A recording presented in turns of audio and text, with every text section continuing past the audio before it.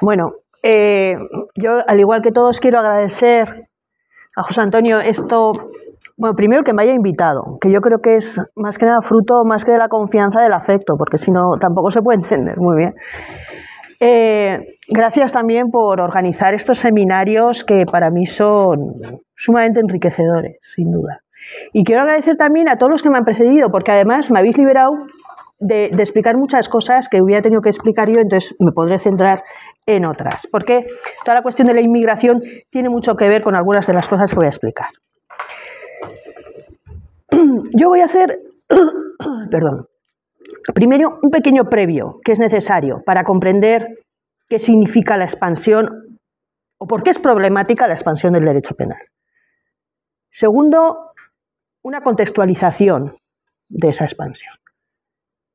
Y luego algunas de las manifestaciones, que son las que aquí digo, ¿no? El derecho penal simbólico y el incremento del punitivismo, que es difícil tratarlas por separado. Aunque yo lo he hecho así, creo que se podrá comprender que están íntimamente unidas. El previo es, bueno, ya lo hemos visto en otras ocasiones, yo lo he repetido ya, ¿no? El derecho penal es una de las expresiones más claras de lo que es el control social formal, ¿de acuerdo? Es quizá la herramienta más contundente que hay de control social formal, ¿no? En contraposición al control social informal, ¿no? La familia, la escuela, etcétera, etcétera. Pero al derecho penal, y esto es de cuando empiezas a estudiar el derecho penal, empezamos por los principios del derecho penal, y uno de los principios es el principio de ultima ratio, ¿eh? La ultima ratio. El derecho penal es el último recurso al que tenemos que acudir ante los ataques más graves a los bienes jurídicos más valiosos, y siempre y cuando no haya otra rama del ordenamiento jurídico que nos permita responder, ¿de acuerdo? Principio de ultima ratio. En muchas ocasiones se confunde con el principio de intervención mínima, al que luego aludiré también. El principio de ultima ratio también nos dice que hay que acudir al derecho penal lo mínimo, indispensable, para recuperar ese control, ¿no? Que parece que se pierde. Claro que el propio Tribunal Supremo, cuando habla de este principio, dice, no es tanto un principio interpretativo del derecho penal, es decir, no es algo que cuando en la práctica de los tribunales tenemos que decir, no, es que el principio, que sí lo utilizamos, ojo, el principio de intervención mínima se utiliza en la aplicación cuando tú dices, has acudido a la vía penal, cuando esto en realidad tendría que resolverse en la vía civil, ¿no? Que sé, cuestiones de apropiación indebida, etcétera, etcétera, ¿no? Entonces tú dices, no, este sobreseimiento está bien hecho.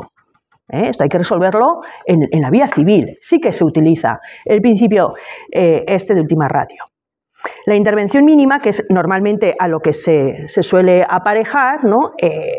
Intervenir mínimamente con el derecho penal, tiene también una segunda parte que aquí sí que es interpretativa, o quizá no tanto, es que una vez que tiene que entrar el derecho penal, porque se ha lesionado efectivamente de forma grave uno de estos bienes jurídicos, su intervención tiene que ser lo mínima posible, que eso nos lleva también a vincularlo con el principio de proporcionalidad de la respuesta, ¿vale?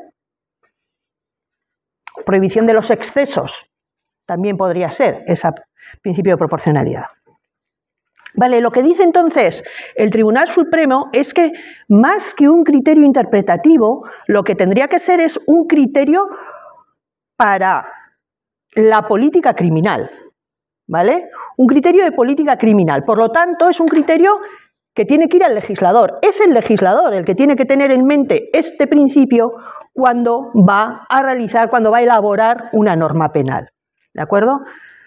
Bien, pues a pesar de este principio de intervención mínima, este principio de ultima ratio, a pesar de ello, lo que estamos viviendo ya desde hace unos años es una expansión del derecho penal. ¿Cuál es el contexto? el contexto de esta expansión. Bueno, yo creo que aquí ya se ha dicho repetidamente la preocupación que hay por la seguridad, ¿no? Y yo creo, ayer mismo decía Gema, algo que yo creo que además hay que matizarlo, que ella hablaba continuamente de la política criminal, en la asignatura de política criminal. Claro, es que ahora se está transformando mucho, y más que hablar ahora de política criminal, yo creo que se está hablando ya de políticas de seguridad, ¿no? Más que política criminal, políticas de seguridad, que tiene un significado muy diferente. La seguridad e inseguridad está plenamente actual en el debate público y el debate político. No es exclusivamente nuestro, por supuesto. En Francia mismo vemos, además, sobre todo a raíz de una serie de fenómenos, como pueden ser atentados terroristas, como puede ser la inmigración, claramente, etcétera, etcétera. Eduardo, además, lo hablaba muy bien, poner el adjetivo ilegal al inmigrante, que en realidad lo que está es en una situación administrativa irregular, que es muy diferente, ¿verdad? Pues incluso en el lenguaje, la forma de nombrar las cosas están cambiando. Y todo esto lo podemos contextualizar dentro de lo que ahora, ya desde hace unos años, se está llamando lo que es la sociedad del riesgo, ¿verdad? Que el sociólogo Ulrich Beck ya en los años 80 fue un poco uno de los referentes para hablar de esta sociedad del riesgo. Sí que es cierto que actualmente existen nuevos peligros, eso no se va a negar, ¿no? Pues los avances tecnológicos, etcétera, etcétera, aunque yo, desde el punto de vista de la criminología y actualmente con los datos más recientes que tenemos, por ejemplo, en relación a las nuevas amenazas que pueden venir de delitos, de ciberdelitos, ¿no? Si nos asomamos, por ejemplo, a las memorias de la Fiscalía más recientes, vamos a ver que de todos los delitos que se cometen a través de Internet, en torno al 75-80% de ellos son estafas.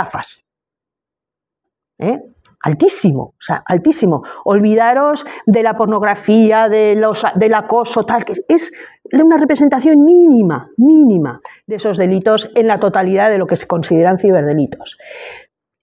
¿Qué pasa? ¿Ahora hay más estafas? No, las hemos desplazado. Lo que antes era una estafa física, el tocomocho, el timo de la estampita, ahora pues se hace en Internet, pues tenemos el farming, phishing, etcétera, etcétera, ¿no? Vale.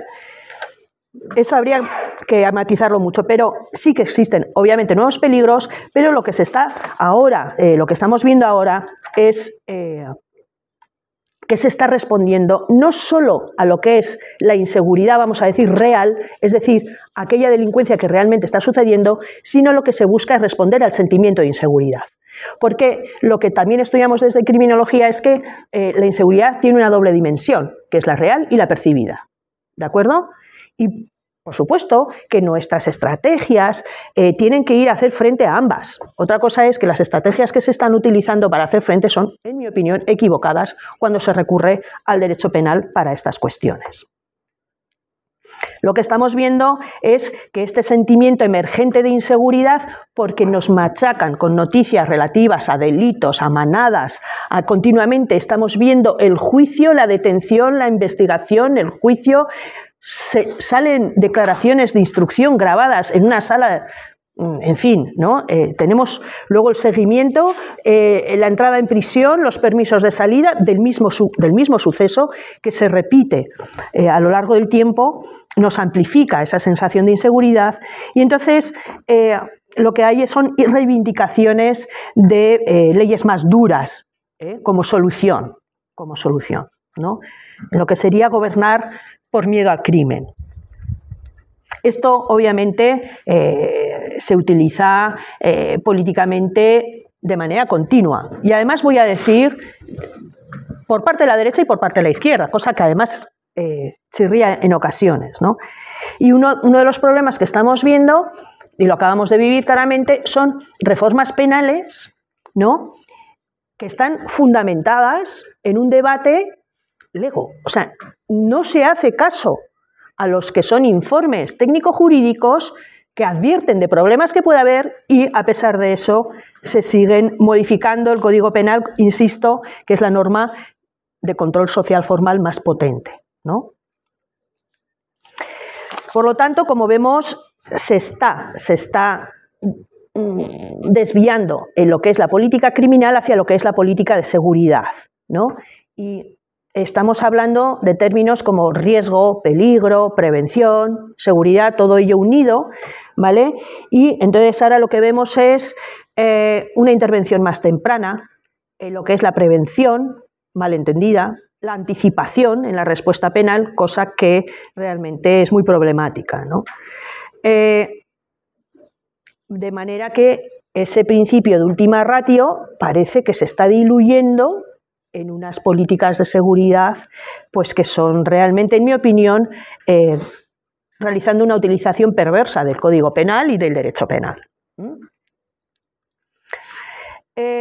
Estamos viendo, por tanto, que el derecho penal es una herramienta con una orientación preventiva peligrosa, ¿vale?, que además se está complementando o sustituyendo en ocasiones por otras normas del ordenamiento jurídico que tienen menos garantías, ¿no?, hacia las personas a las que se les aplica, ¿no?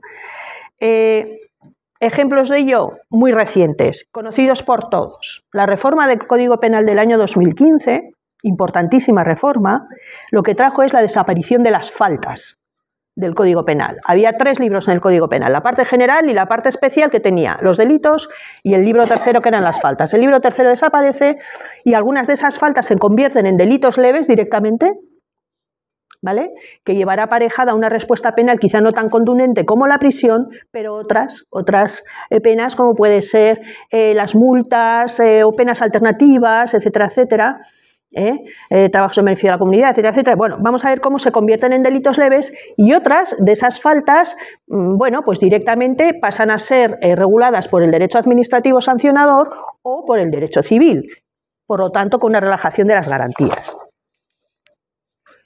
Bien, ¿cuáles son las manifestaciones? Ya he puesto algunos ejemplos, ¿no?, de esta expansión del derecho penal. Bueno, algunas cosas que vemos: nuevas figuras delictivas. Cada vez hay más delitos, cada vez incluimos nuevos tipos penales en el Código Penal. Y una clarísima: cada vez se suceden las reformas del Código Penal a mayor velocidad. No es posible que un Código Penal aprobado en 1995 tenga más de 30 reformas. No es posible. O sea, eso es... Antes se espaciaban en el tiempo las reformas. Yo recuerdo una de las primeras importantes fue en el año 99, precisamente los delitos contra la libertad sexual e indemnidades sexuales, que es cuando se introduce este término, indemnidad sexual, muy importante. Luego tenemos esta reforma importante en 2003, 2010, 2015, pero en medio tenemos un montón de reformas pequeñitas que muchas de ellas pasan desapercibidas, otras reformas también de la ley de enjuiciamiento criminal, también muy importante, que pasan todavía más desapercibidas, y ahí también tenemos muchos problemas, y esto es pues una clara, en mi opinión, manifestación de esa expansión del derecho penal para regular muchos aspectos o para criminalizar muchas conductas que no deberían ser criminalizadas. Hay una indefinición muy grande, ¿no? Y luego el hecho de que haya delitos de peligro. Eso es una manifestación clarísima de ese adelantamiento de la barrera penal, ¿no? Delitos de peligro abstracto. Un ejemplo de ello, por ejemplo, son los delitos contra la seguridad vial. Los delitos contra la seguridad vial son delitos que no requieren un resultado, ¿de acuerdo? La conducción temeraria, la conducción bajo los efectos del alcohol. No necesitan que haya un resultado. Simplemente es una puesta en peligro, y tampoco que sea una puesta en peligro concreta, es decir, que haya habido un peligro para una persona que lo ha evitado. No, no, no, son delitos de peligro abstracto. Por si acaso, esta situación que estamos penalizando podría haber, en un momento determinado, provocado una situación de peligro concreto o un resultado. Se adelanta lo que es la barrera penal de forma tremendamente peligrosa. Esta expansión del derecho penal, por tanto, se manifiesta de 2 maneras que van muy ligadas, como es el derecho penal simbólico, del que ya he adelantado bastante, y lo que es el incremento del punitivismo. Y todo ello deriva en lo que se llama, lo que viene denominándose el derecho penal del enemigo, algo que es tremendamente peligroso. Estamos aquí ya desplazando lo que es el derecho penal del hecho hacia el derecho penal de autor. Y eso es algo que hay que evitar a toda costa. Luego vuelvo a ello. Esta función simbólica del derecho penal, en realidad el derecho penal siempre ha tenido una función simbólica importante, ¿no? Pero en cualquier caso aquí lo que viene a decir el derecho penal simbólico, como os digo, es la inclusión de tipos penales a sabiendas incluso que nunca se van a aplicar, ¿no? O peor todavía, que lleguen a aplicarse, ¿no? Porque incluyen sanciones altamente severas. Y luego el incremento del punitivismo, que me voy aquí a detener para luego hablar de los dos conjuntamente, ¿no? Lo que estamos viendo es claramente un endurecimiento de lo que es la respuesta penal. Hay una criminalización muy grande y hay una utilización además de este incremento del punitivismo tanto por la derecha como por la izquierda, y esto es lo que más sorprende, ¿no? Porque históricamente era la derecha la que defendía este incremento del punitivismo, pero estamos viendo que la izquierda también, en ocasiones y para unos temas muy concretos, parece que proclama ese incremento del punitivismo. Además, me preocupa mucho, por ejemplo, la utilización que se hace de algunos datos, que por supuesto no les interesa tener datos reales, ¿no? Estoy pensando en la violencia de género. La violencia de género pasa una cosa muy curiosa.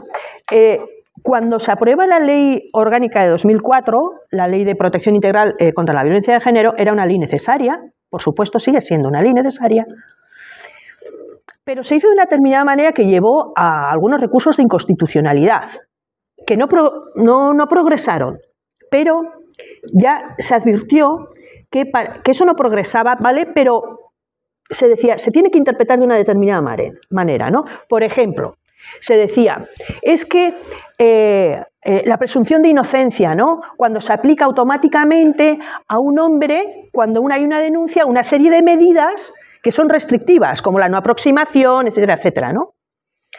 Claro, se dice, no, a ver, es que no se va a hacer de manera automática. Lo que hay que es estudiar cada caso, como se hace en todos los supuestos. En la práctica eso no es cierto. La práctica es automática, las medidas de protección a la víctima. ¿De acuerdo? Bueno, hay una serie de elementos, aquí pongo un ejemplo, ¿no? Pero, por ejemplo, la utilización que se está haciendo con la violencia de género. A ver, las políticas frente a la violencia de género, la verdad es que funcionan bastante bien. Hay una gran inversión de recursos en violencia de género. No me voy a meter ahora en que haría falta más recursos, porque yo creo que haría falta más recursos para muchísimas cosas, también para esto. Pero una de las consecuencias que ha tenido estas políticas en violencia de género es que se denuncia más. Se denuncia mucho más, las mujeres se animan más a denunciar, tienen más apoyo, hay un gran apoyo social cuando antes se culpabilizaba, cuando antes era algo que había que esconder, pues ahora hay ese gran apoyo social que lo que lleva es a que haya un aumento de las denuncias. Esto no significa que haya más delitos, lo que significa es que están saliendo a la luz esa cifra oculta que en estos delitos era altísima, pues se hace una utilización de esos datos. Se dice, todavía hace falta endurecer más porque lo que pasa es que los datos se mantienen, incluso suben. Claro, porque está aflorando, gracias a las políticas de apoyo a las víctimas de violencia de género, se está apoyando estas denuncias. Bueno, por lo tanto, estamos viendo cómo hay una utilización de todas las partes y, por supuesto, lo que aquí ya se ha repetido, que no voy a extender, es esa utilización de la inmigración, esa vinculación del inmigrante delincuente que, por supuesto, yo tengo datos, al menos de menores, que iban a echar por tierra esa vinculación por ejemplo, en el caso de Euskadi tenemos en el Instituto Vasco de Criminología, unos compañeros llevan 20 años haciendo la evaluación del Plan de Justicia Juvenil del Gobierno vasco, y ahí nos pone claramente la imagen de ese menor delincuente, pues lo siento, pero más del 85% de los menores que delinquen en Euskadi son autóctonos. Ahí está, ese dato está ahí, ¿de acuerdo? De manera que de los que delinquen inmigrantes, pues son poquitos. Bueno, eso si queréis luego vuelvo, ¿no? También es cierto que el punitivismo no es igual en todos los delitos, curiosamente. No sale la gente, excepto algunas asociaciones, ¿no? En relación con la seguridad vial, yo creo que se comentaba ayer algo, Gema decía algo en relación con el punitivismo, no es igual para todos los delitos, y ponía el ejemplo de la seguridad vial. Claro, con la seguridad vial pasa una cosa, ¿no? Sí que tenemos, por ejemplo, varias asociaciones con una fuerza, que es una fuerza muy importante para que haya una respuesta penal más contundente en los supuestos en los que hay un resultado, porque el punitivismo en estos casos es pues, para los homicidios como consecuencias de accidente, por ejemplo, pero lo que también sucede es una cosa muy curiosa con los delitos contra la seguridad vial, que nos identificamos mucho como posible potencial delincuente de la seguridad vial, porque la conducción temeraria tiene mucho con una velocidad excesiva, etcétera, etcétera. Entonces, ¿no? Entonces quizá por ahí pues la solicitud del punitivismo no viene tanto con estas conductas de peligro en abstracto, sino viene más con los resultados, ¿vale? Vale, ¿y qué es qué significa esta unión de lo que es el derecho penal simbólico y el punitivismo? Porque van perfectamente unidas, ¿no? Ese derecho penal simbólico que tenemos por un lado con tipos penales amenazantes, que en realidad con una alta pena asignada, y esto lo vincula además con algo que decía ayer Reyes en el debate con Gema. Ayer decías tú algo así como que se vincula ese justicia y castigo, ¿no? Esa vinculación que puede haber, ¿qué se espera de la justicia? Se espera un castigo, ¿no? Bueno, hay una frase que utilizamos, o que se utiliza mucho, que es que se haga justicia, ¿no? Frente a un hecho que nos genera una especial desazón, o vemos que nos toca especialmente, nos parece especialmente grave, que se haga justicia. ¿A qué va vinculado ese que se haga justicia y se castiga al culpable? El que se haga justicia y que se castiga al culpable. Vinculación, hacer justicia con castigo. Pero no cualquier castigo. Se busca un castigo, se pide un castigo muy contundente. Hacer justicia se está equiparando a castigar y castigar de manera muy contundente. En ese mismo año 2015, en el Código Penal, se introduce la prisión permanente revisable. Tremendo, tremendo. Me parece tremendo como respuesta. Más allá de que sea una cadena perpetua camuflada con palabras, en fin, no sé, con una dialéctica tremenda, ¿no? Cuando lo que sucede realmente en las prisiones, y esto sí que nos pone la luz en otro punto, ¿no? El foco en otro punto, ¿no? Que yo se lo he escuchado a un director o directora, no voy a decir, de una de las prisiones vascas, ¿no? Lo que tenemos más que nada es prisión permanente intermitente. Gente que entra y sale, que entra y sale, que entra y sale. Y ese es el problema en el sentido de que no ponen soluciones para estas personas, que también lo apuntaba ayer Gema. Estamos pidiendo penas altísimas para determinados delitos cuando luego lo que buscamos es almacenar a personas, no lo decía ella así, yo soy un poco más bruta que ella, almacenar a las personas en prisión sin luego hacer nada con ellos, ¿no? Vamos a poner la fuerza en lo que sean tratamientos dentro de prisión para determinados tipos de delitos, etcétera, etcétera, ¿no? Y ese que se haga justicia en boca de un político es cuando yo digo que si yo llego al poder se va a hacer justicia, es una promesa de castigo en realidad. Lo que está haciendo ahí el político es prometer contundencia, prometer castigo. Bien. ¿Y esto a qué es lo que nos lleva? Esto es lo que nos pone el foco en lo que es el derecho penal del enemigo. Al fin y al cabo, el derecho penal del enemigo lo que hace es desplazar ese derecho penal del hecho hacia un derecho penal del autor. A mí cuando alguna vez me preguntan, ¿y tú, por ejemplo, cuando estás ahí tienes que juzgar a alguien? ¿Cómo haces para quitarte, o sea, para evitar el prejuicio, ¿no? El prejuicio lo tenemos todos. Eso yo no voy a evitar el prejuicio lo tenemos todos. Y yo suelo responder siempre, pues porque yo no juzgo personas, yo juzgo hechos. Yo juzgo los hechos de esas personas. Eso a mí me ayudó en su momento a gestionar. Cuando yo aterrizo a estar ahí, yo soy magistrada suplente, cuando yo aterrizo en eso, claro, yo vengo de la universidad y de vez en cuando estoy en la práctica, pues era un caso que a mí me preocupaba, ¿no? Ese salir fuera de tu propio marco, quitarte el prejuicio y tal. Entonces, esta cosa tan fácil como eso, juzga hechos, no personas, y es verdad. Es verdad. Luego, en todo caso, tendrá en cuenta sus circunstancias, si hay una adicción, si no hay una adicción, ¿de acuerdo? Un trastorno mental. Pero yo no voy a juzgar a la persona, voy a juzgar a su hecho. Y eso nos ayuda muchísimo. Bueno, pues lo que hace precisamente el derecho penal del enemigo es desplazar el derecho penal del hecho al derecho penal de autor.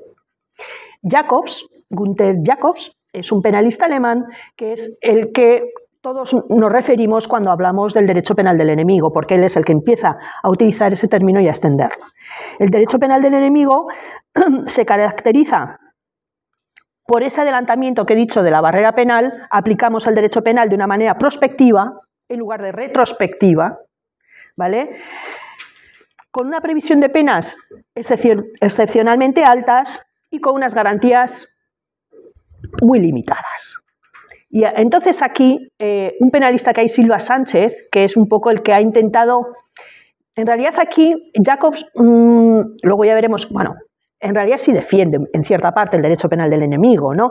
Pero aquí lo que hacía era meramente descriptivo de lo que es el derecho penal del enemigo, y esto lo acoge Silva Sánchez aquí en un penalista aquí en este país, que en realidad lo que hace es llamarlo de otra manera para explicar lo que quiere decir Jacobs, y es lo que y él habla del derecho penal del enemigo como tercera velocidad, ¿de acuerdo? Entonces él dice, hay un derecho penal de primera velocidad, que sería tipos penales que conllevan penas severas, pena de prisión.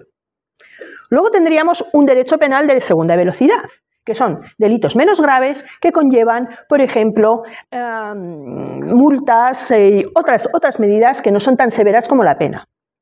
Pero el derecho penal de la tercera velocidad uniría estas penas muy altas con una menor garantía. ¿Por qué? Porque el de la segunda velocidad lo que te dice, claro, como son penas no tan severas, se relajan, se flexibilizan esas garantías en la aplicación de este derecho penal de segunda velocidad. Lo que viene a decir Jacobs es que el derecho penal del enemigo en realidad es un derecho penal de primera velocidad, es decir, con penas muy severas y con una relajación de las garantías propio de la segunda velocidad. El problema es que, en cierta forma, llegan a admitir ambos que este derecho penal del enemigo puede llegar a ser necesario. Y a mí eso me parece tremendamente preocupante, peligroso, no sé cómo queréis llamarlo, ¿no? ¿Por qué? Porque viene a decir y pone el ejemplo del terrorismo, del crimen organizado, de la inmigración. Tremendo. Bien, hay otros dos autores que a mí me gustan muchísimo, que son también penalistas. Bueno, me hace gracia porque todos los consideramos penalistas y son penalistas realmente, pero en realidad son filósofos del derecho. Son filósofos del derecho penal. Y a mí me encanta cómo lo trabajan, ¿no? Pero para no alargarme, uno es Cancio Melia, en lo que dice, como elementos descriptivos, esto que os acabo de decir, que definen el derecho penal, están bien, ¿no? Para entender el derecho penal del enemigo, elementos descriptivos estos. Otra cosa es que estemos de acuerdo con que eso deba ser así, ¿no? Os leo solo un pequeño apunte. La esencia de este concepto de derecho penal del enemigo está entonces en que constituye una reacción de combate del ordenamiento jurídico contra individuos especialmente peligrosos. Con este instrumento el Estado no habla con sus ciudadanos, sino amenaza a sus enemigos. Esto dice Cancio Melia, entre otras cosas, como crítica. También Demetrio Crespo, que a mí me gusta mucho, Eduardo Demetrio Crespo, viene, ¿no? Lamentablemente, dicha concepción del derecho penal del enemigo no es solo teórica, cierto, ¿no?, sino efectivamente existente en nuestra legislación penal y procesal penal. Pone en materia de terrorismo, tráfico de drogas o de inmigración, ¿no? Y en la praxis de la política internacional, viene a decir, ¿no?, lo que de forma cruda no se pregunta por las causas de fenómenos tan complejos como el terrorismo, sino que solo quiere combatir los efectos, incluso mediante guerras preventivas o asesinatos selectivos, ¿no? La verdad es que el derecho penal del enemigo podría ser combatido desde muchos puntos, como si es legítimo o no. Bueno, claramente, más allá de que sea políticamente erróneo desde mi punto de vista, también es inconstitucional, Un argumento muy fuerte, ¿no? Porque siempre se dice, es que esto es para combatir la inseguridad, no, perdón, pero es que no contribuye de ninguna manera a la prevención, que es lo que parece que aspira este derecho, ¿no? Y luego, ya he dicho ese desplazamiento, ¿no?, o ese pretender quitar el principio del hecho, ¿no?, el derecho penal del hecho, ¿no? Pero otro cuestionamiento puede venir precisamente porque una de las cosas que está diciendo el derecho penal del enemigo es que hay determinadas personas y lo ponen muy bien el ejemplo del terrorismo, ¿no? En que son automáticamente peligrosas, ¿no?